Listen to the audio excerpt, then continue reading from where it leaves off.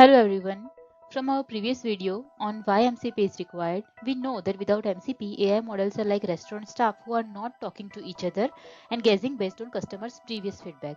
But how do you actually make them work together?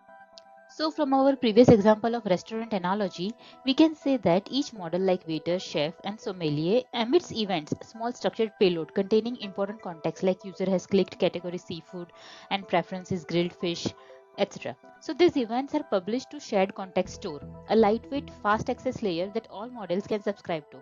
Other models consume these real-time updates and dynamically adapt their behavior. For example, the chef knows the user is currently interested in grilled fish and not his usual fried fish based on the past history. Let's use some of MCP nomenclature to make it more relevant. In our restaurant's example, restaurant central order system or maybe a big whiteboard can be considered as MCP server, where all updates are read instantly. And the staff members like waiter, chef and sommelier, those are all considered MCP client. They connect to the central system to either publish or subscribe the information.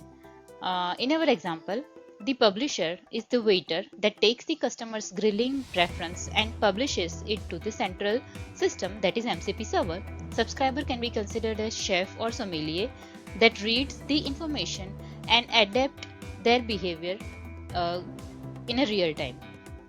Here's how the full analogy would look like. Now everyone is now aligned in real time without miscommunication. MCP server acts as the single source of truth. Staff, which are MCP clients, can push or listen as needed.